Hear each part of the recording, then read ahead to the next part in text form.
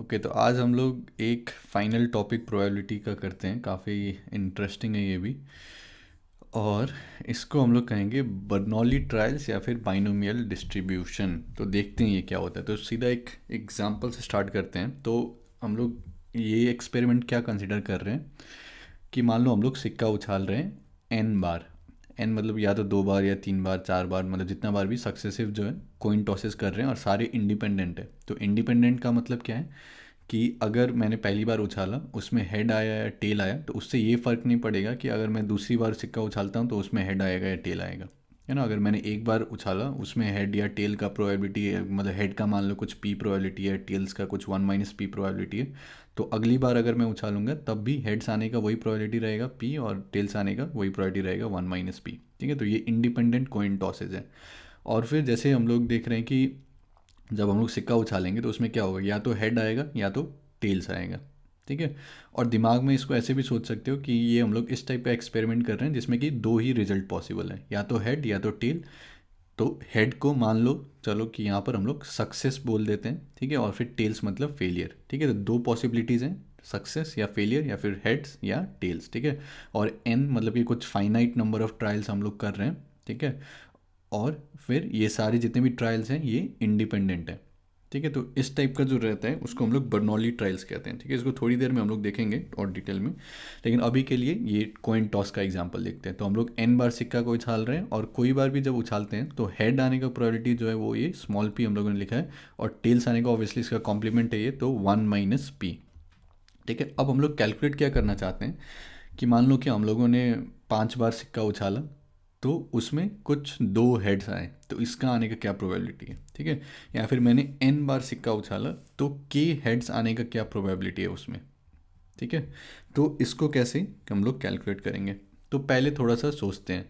तो मान लो कि मैंने सिक्का को 1 2 3 4 5 1 2 3 4 5 6 बार उछाला।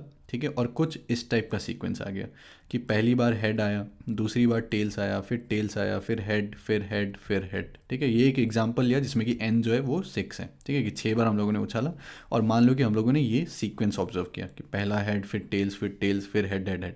तो ये आने का प्रोबेबिलिटी क्या है। तो ये आने का प्रोबेबिलिटी क्या है कि पहली बार में हेड आए, है ना। तो पहली बार में हेड आने का प्रोबेबिलिटी क्या है, पी। ठीक है। अब गिवन दैट पहली बार में हेड आया, दूसरी बार में टेल्स आने का क्या प्रोबेबिलिटी है। तो पहली बार में क्या हो उससे तो फ़र्क नहीं पड़ेगा, तो सीधा ये क्या है कि दूसरी बार में टेल्स आने का क्या प्रोबेबिलिटी है ना। तो टेल्स का क्या है, 1 - p, तो मल्टीप्लाई कर देंगे p इंटू 1 - p, है ना।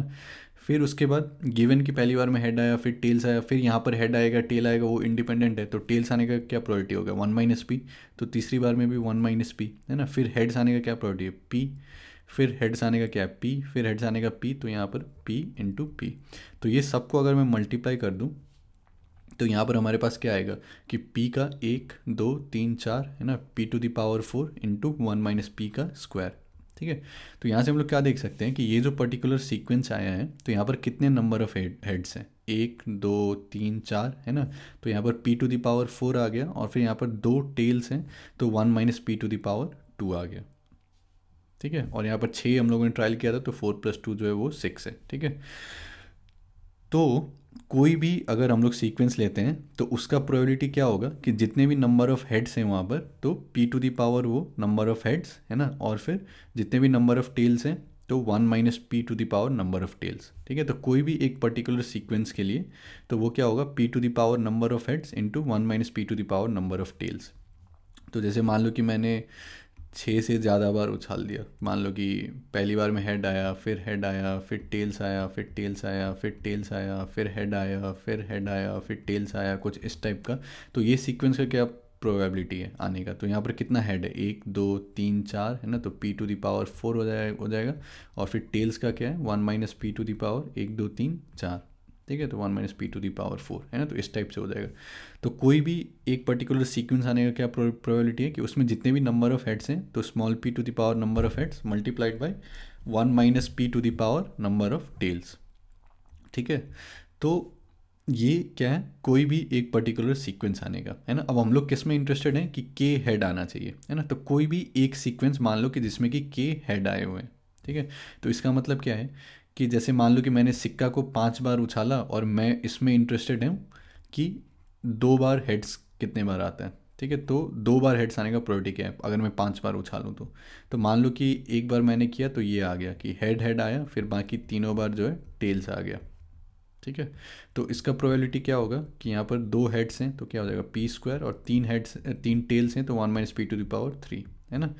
फिर मान लो कि मैंने मतलब 5 बार किया तो एक बार हेड आया, फिर यहाँ पर टेल आया, फिर हेड आया, फिर यहाँ पर टेल आया, फिर टेल आया। ठीक है। तो इसका प्रोबेबिलिटी क्या होगा, इसमें भी 2 ही हेड्स हैं तो यहाँ पर क्या होगा p² इंटू 1 - p⁻³ है ना।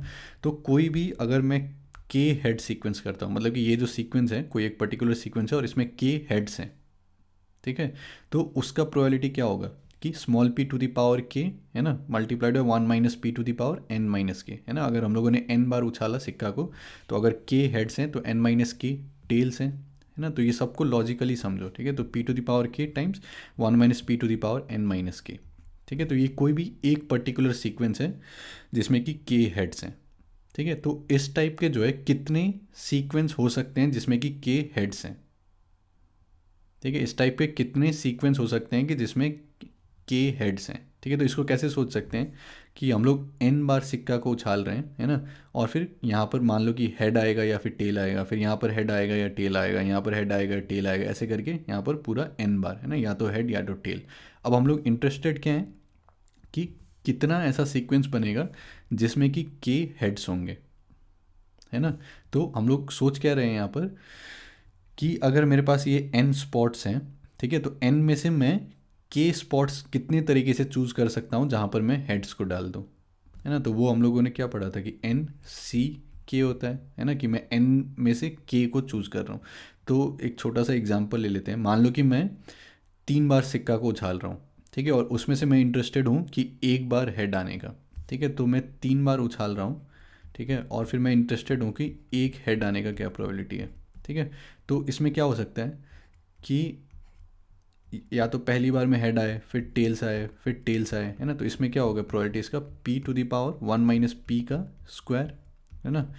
फिर क्या हो सकता है कि पहली बार में टेल्स आया, फिर हेड्स आया, फिर टेल्स आया, है ना। फिर ये क्या हो जाएगा, फिर से प्रोबेबिलिटी तो वही सेम ही रहेगा p × 1 - p², है ना। फिर p पहली बार में टेल्स, फिर टेल्स, फिर हेड्स, ठीक है। तो ये क्या हो जाएगा फिर से p × 1 - p², है ना। तो प्रोबेबिलिटी ऑफ 1 हेड क्या हो जाएगा इस केस में कि या तो ये या तो ये या तो ये, है ना। तो ये this plus this plus this, तो 3p टाइम्स 1 - p², है ना।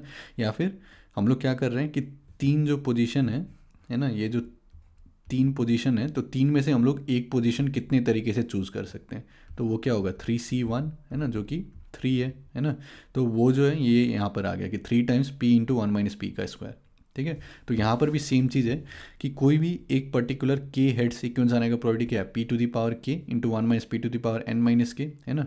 तो अगर मैं k हेड्स में इंटरेस्टेड हूँ तो जितने भी तरीके से के हेड सीक्वेंस बन सकते हैं, ठीक है, और सारे यहाँ पर क्या है इक्वली लाइकली आपके आउटकम्स हैं, ठीक है। तो नंबर ऑफ मतलब कि जैसे यहाँ पर हम लोगों ने देखा कि अगर इसमें नंबर ऑफ हेड हम लोग फिक्स कर दें, है ना, तो प्रोबेबिलिटी तो सबका सेम ही होगा कि p⁻ उतना नंबर ऑफ हेड्स, फिर 1 - p⁻, total number minus number of heads, ठीक है, या फिर नंबर ऑफ टेल्स, ठीक है।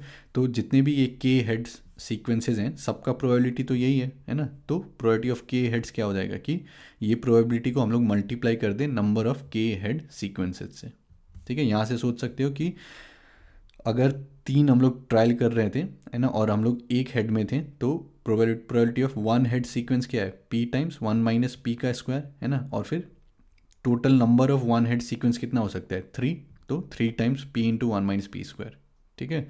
तो नंबर ऑफ के हेड सीक्वेंसेस मतलब कि हम लोग यहाँ पर n स्पॉट्स हैं तो n में से हम लोग k स्पॉट्स चूज़ कर रहे हैं जहाँ पर कि हम लोग हेड को डाल दें, है ना। तो वो k स्पॉट्स हम लोग किस तरीके से चूज़ कर सकते हैं n-c-k, ठीक है।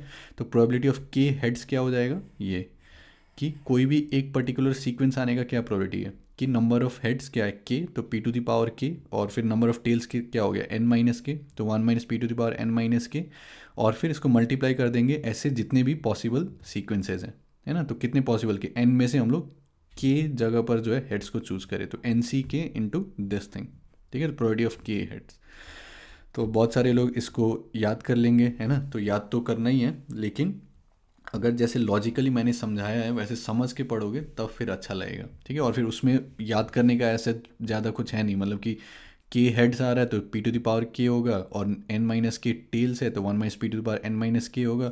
और फिर इस टाइप के कितने सीक्वेंसेस हो सकते हैं कि हम लोग एन में से के जगह चूज़ कर रहे हैं जहाँ पर हम लोग को हेड्स डालना है ना, तो वो हम लोग कितने तरीके से चूज़ कर सकते हैं, एन सी के तरीके से, ठीक है। तो ये जो है ये प्रोबेबिलिटी हो जाएगा।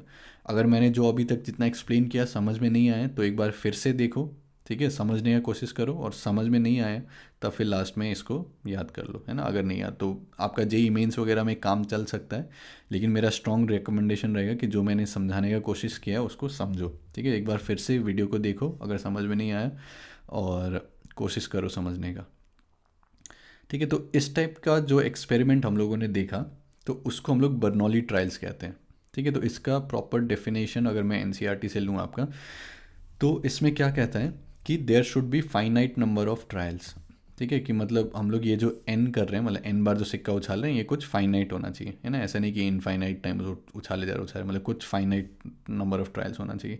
ट्रायल्स जो हैं वो इंडिपेंडेंट होना चाहिए। तो इंडिपेंडेंट का मतलब क्या है कि जैसे एक बार अगर मैं सिक्का को उछाल रहा हूँ, है ना, तो उसमें हेड आया या टेल आया उससे फ़र्क नहीं पड़ना चाहिए कि अगली बार जब मैं उछालूंगा उसमें हेड आएगा या टेल आएगा, ठीक है। तो trial should be independent. Each trial has exactly two outcomes, success या फिर फेलियर, ठीक है। तो जैसे यहाँ पर हम लोग सिक्का को उछाल रहे हैं तो या तो हेड्स आ रहा है या तो टेल्स आ रहा है, तो इसी में हेड्स को जो है सक्सेस बोला जा रहा है और फिर टेल्स को जो मान लो कि फेलियर बोला जा रहा है, ठीक है। तो दो ही पॉसिबल आउटकम्स हैं, ठीक है, सक्सेस या फिर फेलियर। और जो प्रोबेबिलिटी है सक्सेस का, that remains the same in each trial, ठीक है। तो जैसे यहाँ पर अगर पहली बार में सिक्का उछालने का मतलब हेड्स आने का प्रोबेबिलिटी क्या था, पी स्मॉल पी, तो दूसरी बार में भी स्मॉल पी ही रहेगा। या फिर मैं 10th टाइम भी अगर सिक्का उछाल रहा हूँ तो उस टाइम पर भी जो हेड्स आने का प्रोबेबिलिटी है वो पी ही रहेगा, है ना। मतलब कि प्रोबेबिलिटी ऑफ सक्सेस जो है वो remains same in each trial, ठीक है। तो इस टाइप से जो ट्रायल्स करते हैं उसको हम लोग बर्नौली ट्रायल्स कहते हैं, ठीक है। और अभी थोड़ी देर में समझ में आएगा कि हम लोग ये बाइनोमियल डिस्ट्रीब्यूशन ये सब क्यों कह रहे हैं, ठीक है। तो जो बाइनोमियल थ्योरम आपका होगा उससे काफ़ी रिलेटेड होगा ये चीज़। तो हम लोगों का फाइनल फार्मूला जो दिमाग में रखना है वो क्या है, ये है ना, कि अगर मैं इस टाइप से बर्नौली ट्रायल्स कर रहा हूँ, है ना, कि हर ट्रायल में जो है सक्सेस का प्रोबेबिलिटी पी है और फेलियर का मान लो वन माइनस पी है, ठीक है। या फिर हेड्स है पी और फिर टेल से वन माइनस पी, तो के हेड्स आने का या फिर के बार सक्सेसफुल होने का क्या प्रोबेबिलिटी है, कि कोई भी एक के हेड सीक्वेंस का क्या प्रोबेबिलिटी है कि P to the power K, है ना, times one minus P to the power N minus के। और फिर इस टाइप के कितने सीक्वेंसेस हो सकते हैं कि हम लोग एन में से के जगह चूज़ कर रहे हैं, तो एन सी के, है ना। तो ये हमारा के हेड्स हो जाएगा। अब इसी को थोड़ा ध्यान से देखते हैं कि अगर मैं सिक्का उछाल रहा हूँ तो अलग अलग हेड्स आने का क्या प्रोबेबिलिटी है। मतलब कि मान लो कि मैंने एन बार सिक्का को उछाला, ठीक है, और फिर मैं ये जानना चाह रहा हूँ कि 0 बार हेड्स आए, है ना। मतलब कि मैं उछालते जाऊँ सिक्का और फिर हर बार जो है टेल्स आते जाए, तो उसका प्रोबेबिलिटी क्या है, ठीक है। तो कॉमन लॉजिक से क्या बोल सकते हैं कि पहली बार में टेल्स आए उसका प्रोबेबिलिटी क्या है, वन माइनस पी, दूसरी बार में आया वन माइनस पी, तीसरी बार भी वन माइनस पी, ऐसे करते करते एन बार वन माइनस पी आएगा तो one minus P to the power N हो जाएगा, है ना। ये कॉमन लॉजिक से हम लोग बोल सकते हैं। और फिर जो फार्मूला हम लोगों ने डिराइव किया था, तो वो फार्मूला क्या था कि के हेड्स आने का क्या प्रोबेबिलिटी था, कि कोई भी एक पर्टिकुलर के हेड सीक्वेंस का प्रोबेबिलिटी क्या है, पी टू द पावर के into one minus P to the power N minus के, और फिर के हेड्स कितने तरीके से आ सकते हैं, तो एन सी के, है ना। तो ये हम लोग का फार्मूला था, ठीक है। तो फार्मूला से अगर देखेंगे तो क्या होगा कि जीरो हेड मतलब एन सी जीरो, है ना, into P to the power zero to times one minus P to the power N, है ना। तो एन सी जीरो मतलब क्या कि एन में से हम लोग जीरो एलिमेंट को चूज़ कर रहे हैं, तो उसका तरीका क्या होगा, वन ही होगा, है ना। तो ये वन हो गया, ये वन हो गया, तो one minus P to the power N. तो इस टाइप से सोच सकते हैं। अब कि एक ही हेड आए मेरे पास, ठीक है, probability that x is equal to one, ठीक है। तो इसमें क्या होगा कि अगर हम लोग एन बार उछाल रहे हैं, है ना, तो अगर हम लोग एन बार उछाल रहे हैं और फिर एक ही बार हेड आ रहा है, ठीक है, तो कोई भी एक सीक्वेंस मतलब वैसा कि जिसमें एक ही हेड हो, उसका प्रोबेबिलिटी क्या होगा कि कहीं पर बस एक हेड है, बाकी सारे जो हैं वो टेल्स हैं, है ना। तो वो क्या हो जाएगा, P to the power one into one minus P to the power number of tails which is N minus one, है ना। और फिर हम लोग ये जो बोल रहे हैं कि एक जगह पर हेड है, तो वो एक जगह हम लोग कितने तरीके से चूज़ कर सकते हैं, एन सी वन, है ना, या फिर एन में से कोई भी एक, तो वो क्या हो जाएगा एन सी वन, है ना, which is equal to N, ठीक है। तो ये क्या हो जाएगा N P times 1 minus P to the power n minus 1, है ना। तो ये एक हेड आएगा, उसका प्रोबेबिलिटी ये हो गया, ठीक है। फिर दो आने का क्या हो गया ऐसे कि कोई भी दो हेड्स रहेगा उसका प्रोबेबिलिटी क्या है, P to the power 2 into 1 minus P to the power n minus 2, है ना। और फिर n में से हम लोग कोई भी दो जगह चूज़ कर सकते हैं हेड्स रखने के लिए, है ना। तो वो कितने तरीके से चूज़ कर सकते हैं, NC2, है ना। तो फिर ये जो है ये वाला हो जाएगा, ठीक है। ऐसे ही करके अगर मैं जनरल के करता हूँ तो इसका प्रोबेबिलिटी क्या है, कोई भी के हेड सीक्वेंस का कि पी टू द पावर के into 1 minus P to the power n minus के, और फिर उस टाइप से कितना के सीक्वेंस कर सकते हैं कि n में से के जगह चूज़ करना है, तो N c k into this thing, ठीक है। फिर ऐसे ही मान लो कि पूरा जो n है, मतलब x is equal to n, मतलब कि पूरा जो ट्रायल्स है वो सब में हेड है, मतलब यहाँ पर भी हेड है, सारा हेड है, ठीक है। तो वो क्या हो जाएगा, P to the power n, है ना। या फिर इसको ऐसे सोच सकते हैं कि N C N into P to the power n into 1 minus P to the power n minus n, ठीक है। तो ये क्या, 0, तो 1 minus P to the power 0 1, और फिर n में से n चूज़ करना है तो एक ही तरीका है, तो 1, तो P to the power n, ठीक है। तो इस टाइप से जो है हम लोग सोच सकते हैं। तो अब जिन लोगों ने मेरा बाइनोमियल थ्योरम का वीडियो देखा होगा या फिर आगे जब देखोगे, तो ये जो बाइनोमियल थ्योरम हम लोग कहते हैं तो उसके जो टर्म्स हैं उससे काफ़ी रिलेटेड है, ठीक है। तो उसी को जो है हम लोग यहाँ पर समझने का कोशिश करते हैं, ठीक है, कि जो हमारा बाइनोमियल एक्सपेंशन होता है उससे कैसे रिलेटेड है ये चीज़, ठीक है। तो यहाँ पर हम लोग क्या करते हैं कि प्रोबेबिलिटी जो हेड है उसको तो हम लोग पी बोल रहे हैं, ठीक है। और फिर जो टेल्स का प्रोबेबिलिटी है 1 माइनस पी, उसको हम लोग यहाँ पर क्यू बोल रहे हैं, ठीक है, कि बार बार 1 माइनस पी ना लिखना पड़े, तो उसके लिए हम लोगों ने क्यू बोल दिया यहाँ पर, ठीक है। तो अभी जो हम लोगों ने देखा था तो उसमें क्या था कि अगर 0 हेड्स आ रहा है, मतलब क्या कि जितना n बार हम लोगों ने सिक्का उछाला सब बार आपका क्या हुआ कि टेल्स आया, है ना। तो q to the power n, 1 minus P to the power n, या फिर q to the power n, तो ये अभी हम लोगों ने देखा, है ना। या फिर इसको कैसे लिख सकते हैं कि NC0 into P to the power 0 into 1 minus P to the power n, है ना। या फिर NC0 into q to the power n into P to the power 0, ठीक है। तो ये पहला टर्म हो गया कि 0 हेड्स आ रहा है, ठीक है। फिर उसके बाद एक हेड का हम लोगों ने क्या देखा कि NC1 into P to the power 1 into 1 minus P to the power n minus 1, या फिर NC1 इंटू, इसको अगर q लिखूँ तो q to the power n minus 1 into P, है ना। फिर 2 का क्या है कि NC2 into Q to the power n minus 2 into P square, ठीक है। ऐसे ही अगर मैं कोई भी जनरल ले लूँ, x इज इक्वल टू के लिखा है लेकिन चलो r यहाँ पर बोल लो, तो N C R into Q to the power n minus are into P to the power r, है ना। यहाँ पर k भी लिख सकते हो, लेकिन जब बाइनोमियल थ्योरम मैंने पढ़ाया है तो वहाँ पर मैंने जनरल टर्म को r यहाँ पर लिया है, तो r मैंने यहाँ पर लिख दिया है। और n मतलब क्या हो जाएगा, N C N into Q to the power 0 into P to the power n, ठीक है। तो अब यही सारे टर्म्स को अगर मैं ऐड करके लिख दूँ, ठीक है, कि NC0 into Q to the power n into P to power 0 plus NC1 into Q to the power n minus 1 into p plus NC2 into Q to the power n minus 2 into P square, so on up to NCR into Q to the power n minus are into P to the power r, and so on up to last ये वाला कि NCN into Q to the power 0 into P to the power n, ठीक है। तो ये अगर मैं add करके सारे को लिख दूँ तो ये किस चीज़ का एक्सपेंशन आ जाएगा, इसका q plus p to the power n, ठीक है।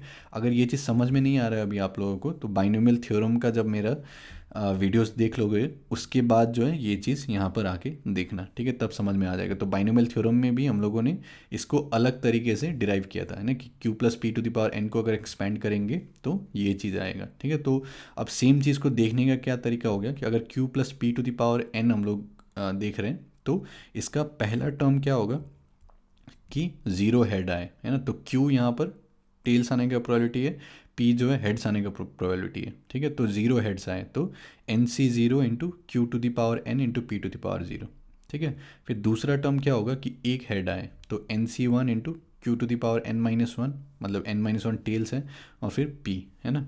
फिर दो हेड्स आए तो NC2 into P square into Q to the power n minus 2, ठीक है। ऐसे ही r हेड्स आए यहाँ पर तो NCR into Q to the power n minus are into P to the power r, plus one up to n heads अगर आ गए तो NCN into Q to the power 0 into P to the power n, ठीक है। तो thus the probability distribution of number of heads successes in an experiment consisting of n Bernoulli trials may be obtained by the binomial expansion of q plus p to the power n, ठीक है। तो इसमें बोल क्या रहा है कि ये हम लोग जो कर रहे थे, ये क्या कर रहे थे हम लोग, इसका बाइनोमियल डिस्ट्रीब्यूशन ही निकाल रहे थे, है ना, मतलब प्रोबेबिलिटी डिस्ट्रीब्यूशन इसका निकाल रहे थे। मतलब x जो था वो हमारा क्या था, रैंडम वेरिएबल था, है ना, जो कि नंबर ऑफ हेड्स यहाँ पर हम लोगों ने डिनोट कर रहा था। तो x 0 होने का प्रोबेबिलिटी क्या है, ठीक है, वो ये है। x 1 होने का प्रोबेबिलिटी क्या है, वो ये है। x 2 होने का प्रोबेबिलिटी क्या है, ये है। x k होने का प्रोबेबिलिटी क्या है, ये है, ठीक है। x n होने का ये है, ठीक है। तो बाइनोमियल मतलब प्रोबेबिलिटी डिस्ट्रीब्यूशन ही हम लोग कर रहे थे, ये नंबर ऑफ हेड्स का, ठीक है। तो वो जो प्रोबेबिलिटी डिस्ट्रीब्यूशन है उसको हम लोग इस टाइप से लिख सकते हैं, ये जो बाइनोमियल एक्सपेंशन है, ठीक है। तो ये जो Q है ये किसका प्रोबेबिलिटी है कि हमारा कोई भी ट्रायल में फेलियर होने का, है ना, या फिर टेल्स आने का। और ये P क्या है कि कोई भी ट्रायल में जो है वो हम लोगों का सक्सेस आने का, ठीक है, P, ठीक है। तो उस टाइप से भी जो है हम लोग सेम चीज़ को सोच सकते हैं, ठीक है। तो अगर बाइनोमियल थ्योरम नहीं पढ़ा है, बाइनोमियल एक्सपेंशन, तो एक बार वो पढ़ लेना, उसके बाद फिर से आके ये वाला चीज़ देख लेना, तब थोड़ा और ज़्यादा सेंस बनेगा। अब कुछ एग्ज़ाम्पल देख लेते हैं, और ये सारे आपके एनसीईआरटी के एग्जाम्पल हैं। तो इसमें क्या बोल रहा है, if a fair coin is tossed 10 times, ठीक है, find the probability of exactly 6 heads, at least 6 heads, at most 6 heads, ठीक है। तो फेयर कॉइन है मतलब क्या, कि जो हम लोग P लिख रहे थे वो क्या है, 1/2, है ना, मतलब हेड्स आने का प्रोबेबिलिटी 1/2 है, और Q मतलब 1/P वो भी 1/2 है, ठीक है।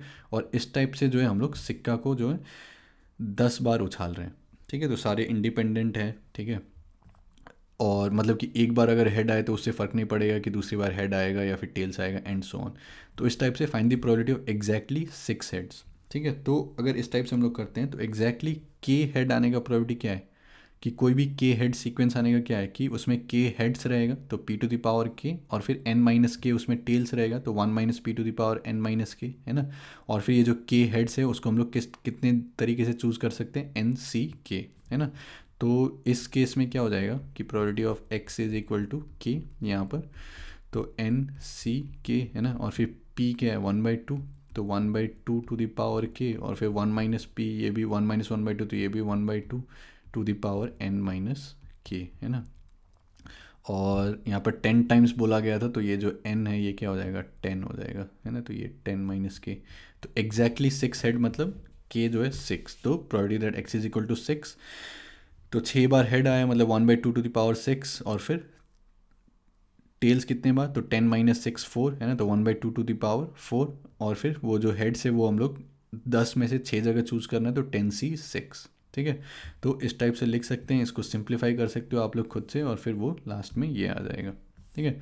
तो 10c6 को 10 फैक्टोरियल डिवाइडेड बाई 10 - 6 मतलब 4 फैक्टोरियल इंटू 6 फैक्टोरियल, इस टाइप से जो है आप लोग कर सकते हो। और फिर इसको एक्सपैंड करना, 10 × 9 × 8 × 7, फिर 6 फैक्टोरियल कैंसिल हो जाएगा, 4 3 2 1, ठीक है।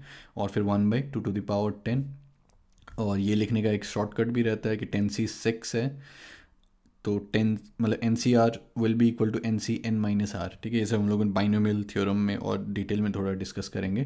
तो 10c6 को 10c4 भी लिख सकते हैं, और फिर 4 टर्म्स यहाँ पे लिख दो, और फिर नीचे में 4 3 2 1, ठीक है।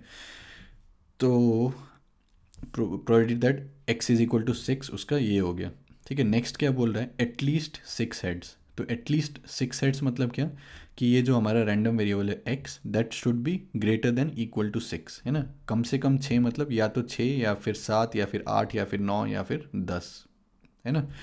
तो x इज इक्वल टू 6 का क्या हो जाएगा कि 1/2 to the power 6, 1/2 to the power 4, 10c6, है ना, प्लस फिर x इक्वल टू 7 मतलब 7 हेड, तो 1/2 to the power 7 into 1/2 to the power 3, है ना। और फिर 10c7 प्लस फिर 8 मतलब 8 हेड है, तो 1/2 टू द पावर 8, और फिर 2 टेल्स है तो 1/2 टू द पावर 2, और फिर हेड्स को चूज़ करने का 10c8, है ना। फिर 9 तो 1/2 टू द पावर 9, 1/2 10c9, और फिर 10 के 10 हेड आ गए तो 1/2 टू द पावर 10, ठीक है। तो यहाँ से इसको सिंप्लीफाई कर सकते हो, 1/2 टू द पावर 10 को कॉमन लो, फिर 10c6 plus 10c7 plus 10c8 plus 10c9 plus 10c10, और इस टाइप से इसको लिख सकते हो, ठीक है। और फिर इसको खुद से सॉल्व करना, ठीक है। तो फाइनल जो है ये कुछ इस टाइप से आ जाएगा, 193/512, ठीक है।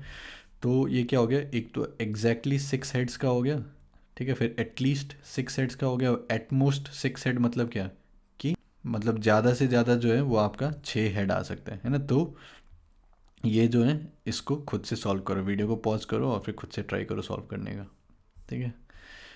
तो अगर इसका सोल्यूशन मैं यहाँ पर आपको दिखाऊं तो एटमोस्ट 6 हेड्स मतलब क्या कि x जो है लेस देन इक्वल टू 6, है ना, मतलब कि मैक्सिमम 6 हेड्स आएगा, है ना, मतलब या तो 0 हेड आएगा, या तो 1 हेड, या तो 2 या 3 या 4 या 5 या 6, मतलब ज़्यादा से ज़्यादा जो है वो 6 हेड्स आएगा, ठीक है।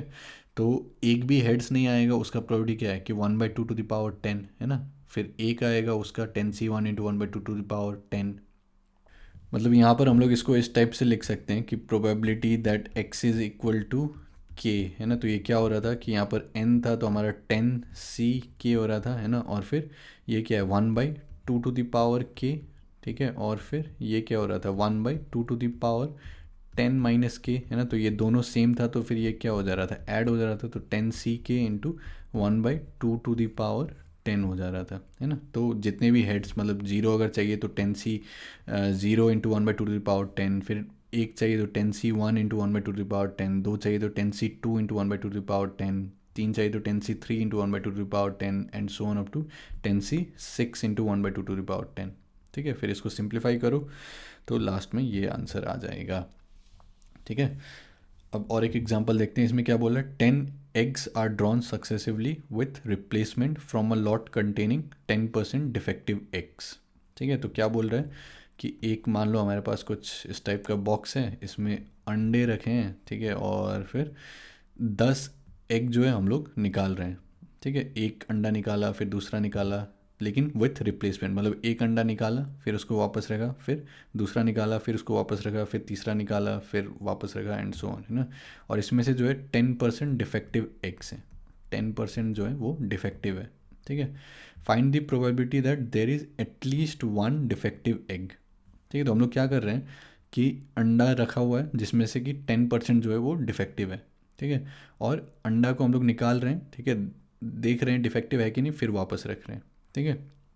तो कम से कम एक जो है वो डिफेक्टिव है, ठीक है। इसका क्या प्रोबेबिलिटी है, तो हम लोग इसमें क्या काउंट करेंगे, मतलब ये जो x जो हमारा रैंडम वेरिएबल होगा वो काउंट करेगा नंबर ऑफ डिफेक्टिव एग, है ना, कि कितना अंडे जो हैं वो डिफेक्टिव है, ठीक है। तो हम लोग क्या सोच सकते हैं कि इस केस में जो है जो हमारा डिफेक्टिव आएगा वो सक्सेस होगा, है ना, कि डिफेक्टिव है, ठीक है। क्योंकि हम लोग नंबर ऑफ डिफेक्टिव काउंट कर रहे हैं तो डिफेक्टिव अगर है तब फिर सक्सेस है, ठीक है। तो पी क्या हो जाएगा, मतलब जो नंबर ऑफ हेड्स हम लोग बोलते थे कि मतलब हेड्स आने का प्रोबेबिलिटी या फिर सक्सेस आने का प्रोबेबिलिटी क्या हो जाएगा 10/100, है ना। तो 10/100 या फिर 1/10, ठीक है। और फिर डिफेक्टिव नहीं है उसका प्रोबेबिलिटी क्या हो जाएगा 1 - 1/10, तो वो 9/10 हो जाएगा, ठीक है। अब इसमें क्या बोल रहा है कम से कम एक जो है वो डिफेक्टिव होना चाहिए, है ना। तो हम लोग क्या कैलकुलेट कर लें probability that x should be greater than equal to 1, है ना।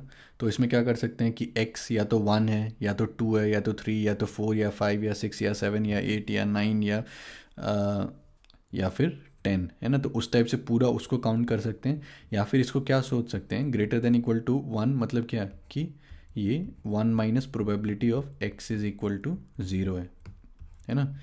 कि ज़ीरो का मतलब क्या है कि एक भी डिफेक्टिव एग नहीं है ना। तो फिर 1 माइनस कि एक भी डिफेक्टिव एग नहीं है, तो फिर वो क्या हो जाएगा कम से कम एक डिफेक्टिव एग है, ठीक है। तो ये इसका कॉम्प्लीमेंट हो गया, वैसे सोच सकते हो, है ना। तो probability that x is greater than equal to 1 उसको क्या लिख सकते हैं 1 minus probability that x is equal to 0, है ना। वैसे इसको सोच सकते हो कि एक्स जो है वो हम लोग का क्या हो सकता है कि या तो ज़ीरो डिफेक्टिव एग है ना, या फिर एक डिफेक्टिव है, दो डिफेक्टिव है, तीन डिफेक्टिव है एंड सो ऑन, है ना। ऐसे करके 10 डिफेक्टिव एग है। अब सबका प्रोबेबिलिटी ऐड होकर क्या होना चाहिए 1 होना चाहिए, है ना, क्योंकि एक रैंडम वेरिएबल का ये प्रोबेबिलिटी डिस्ट्रीब्यूशन है। तो इसमें से जो है हम लोगों को ये वाला चाहिए सम, है ना। और फिर ये पूरा सम हम लोगों को पता है कि ये क्या है, ये पूरा सम 1 है ना। तो ये वाला जो जो भी है probability of x is equal to 0 plus ये वाला जो प्रोबेबिलिटी चाहिए that should be equal to 1, तो ये जो भी चाहिए हम लोगों को तो वो क्या हो जाएगा 1 minus probability that x is equal to 0, है ना। कि मतलब आपका एक भी डिफेक्टिव एग नहीं है, तो फिर उसका प्रोबेबिलिटी क्या हो जाएगा 9/10 टू दी पावर 10, है ना। तो 9 to the power 10, 10 to the power 10, तो इसका आंसर जो है ये हो जाएगा, ठीक है। तो इस टाइप से जो है सोच सकते हो।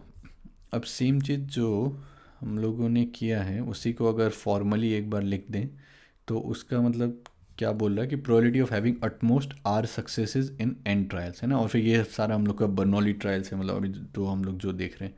तो अटमोस्ट आर सक्सेस मतलब कि मैक्सिमम जो है आर सक्सेस होना चाहिए। तो क्या हो सकता है कि या तो ज़ीरो सक्सेस हो, या तो वन सक्सेस हो, या फिर so on up to x is equal to r, मतलब x is less than equal to r, है ना। तो यहाँ पर कोई भी जनरल के सक्सेस हो उसका क्या है, n c k into P to the power के into Q to power N minus k. तो इसका हम लोग सम ले रहे हैं और के जो है जीरो से लेके आर तक जा रहा है ना, कि zero success plus one success plus two and so on up to plus r success. ठीक है, तो ये एज अ फॉर्मूला सोच सकते हो। ठीक है, एटलीस्ट आर सक्सेस मतलब क्या है, कम से कम आर सक्सेस होना चाहिए, है ना। तो उसका मतलब क्या है, x is greater than equal to r, है ना। तो एक्स या तो आर है या फिर आर प्लस वन है, सो ऑन अप टू, या तो एन सक्सेस है। ठीक है, तो इसको क्या लिख सकते हैं, कोई भी जनरल क्या हो जाएगा, N c k p to the power k q to the power N minus के, और फिर के को जो है हम लोग ऐड कर रहे हैं आर से लेके एन तक। ठीक है, तो इस टाइप से सोच सकते हैं। और फिर ये कि probability of having first success at r th trial. ठीक है, इसका मतलब क्या है कि हम लोगों ने एक ट्रायल किया तो फेलियर आ गया, फिर दूसरा ट्रायल किया वो भी फेलियर, फिर तीसरा ट्रायल किया वो भी फेलियर, फिर ट्रायल किया वो भी फेलियर। तो ऐसे ही करते करते करते आर माइनस वन तक जो है फेलियर आते गया, और फिर जो आर एथ वाला है उसमें सक्सेस आ गया। तो ये क्या हो जाएगा, q to the power r minus one into P, है ना। तो इस टाइप से जो है सोच सकते हैं। ठीक है, तो आई होप आप लोगों को प्रोबेबिलिटी का चैप्टर मज़ा आया होगा। और मेरा रिक्वेस्ट यही रहेगा कि जितना भी चीज़ हम लोगों ने फार्मूला पढ़ा है, जो भी पढ़ा, तो मैंने हर फार्मूले को एक्सप्लेन करके लॉजिकली समझाया है। ठीक है, तो आई होप कि आप लोगों को भी लॉजिकली समझ में आया होगा।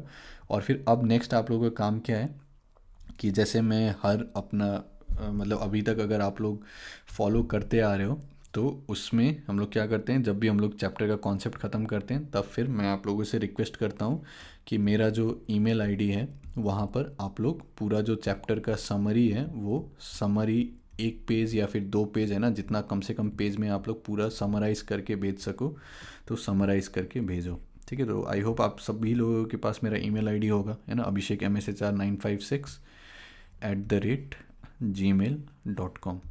ठीक है, या फिर हाँ, इसी ईमेल आईडी में भेज देना, abhishek@956@gmail.com। ठीक है, तो चैप्टर का समरी काफ़ी सारे स्टूडेंट्स ने इससे पहले के चैप्टर्स के समरी भेजे हैं। ठीक है, तो आप लोग भी जब चैप्टर ख़त्म करो तब फिर एक तो नोट्स लेते जाओ सब कुछ, है ना, साथ में, और फिर पूरा का चैप्टर का जो समरी है वो भेजो। ठीक है, और इसके बाद जो है अब क्या रह जाता है कि जब कॉन्सेप्ट्स पढ़ लिया उसके बाद क्वेश्चन सॉल्व करने का। ठीक है, तो मैंने प्रॉब्लम सेट्स वगैरह PDF as a PDF attach करके रखा है। ठीक है, तो प्रॉब्लम सेट्स जो हैं वो सॉल्व करने का ट्राई करो। अगर आप लोग को और मतलब एकदम ही सिंपल क्वेश्चंस प्रैक्टिस करने हैं तो फिर एनसीईआरटी के एग्जांपल्स आप लोग प्रैक्टिस कर सकते हो ना, अगर पूरा सिंपल आप लोगों को एग्जांपल सॉल्व करना है। ठीक है, और या फिर सीधा ये जो जेई मेंस के क्वेश्चंस हैं ये आप लोग सॉल्व करने की कोशिश कर सकते हो। ठीक है, तो इसके सॉल्यूशंस भी मैंने प्रोवाइड किए हैं, तो वहाँ से जो है आप लोग देख सकते हो। तो कोई भी चैप्टर पढ़ने का तरीका जो है ये होता है, मतलब कि आप लोगों ने कॉन्सेप्ट पढ़ा, थोड़ा सिंपल सिंपल एग्जांपल सॉल्व करते रहो, और फिर उसके बाद जो प्रीवियस ईयर के क्वेश्चंस हैं वो सारे सॉल्व कर लो। ठीक है, तो ये सारे मैंने एज अ पीडीएफ अटैच किया है। ठीक है, तो सब कुछ सॉल्व कर दो। अब जितना प्रैक्टिस करोगे उतना अच्छा होते जाएगा। ठीक है, तो कोई क्वेश्चन मान लो सॉल्व नहीं हुआ, ठीक है, तब फिर उसका सोल्यूशन देखो, है ना, फिर से आके कॉन्सेप्ट में देखो कि कहाँ पर कॉन्सेप्ट में आप लोग का कमी रह गया। तो इसको साइकिल को रिपीट करते रहोगे तब फिर और इम्प्रूवमेंट होते रहेगा। ठीक है, और probability one of the most important chapter है आप लोगों के इंजीनियरिंग करियर के लिए या फिर साइंटिफिक करियर के लिए, है ना। साइंस में अगर रहोगे तो प्रोबेबिलिटी जो है वो हमेशा आपके साथ आते रहेगा। ठीक है, तो अभी जो है बेसिक कॉन्सेप्ट समझ लो तब फिर बहुत अच्छा होगा। अगर आईआईटी वगैरह जाते हो तो फर्स्ट ईयर में प्रोबेबिलिटी एंड स्टैटिस्टिक्स का कोर्स रहता है। ठीक है, मैंने ऑलमोस्ट आई थिंक अपना पूरा जो हॉस्टल था सबको पढ़ा के पास करवाया था। तो काफ़ी इंपॉर्टेंट चैप्टर रहता है, तो अगर बेसिक्स आपका स्ट्रांग है तब फिर कॉलेज वगैरह में जाके आप लोग मचा दोगे। ठीक है, तो आई होप आप लोग को अच्छा लगा होगा, और फिर और प्रैक्टिस करते रहो, जितना प्रैक्टिस करोगे उतना और जो है क्वेश्चन सॉल्व होते रहेंगे, और फिर अपना जो रियल लाइफ है उससे भी कॉन्सेप्ट्स को जो है रिलेट करते रहो। ठीक है, तो चलो मिलते हैं अगले वीडियो में।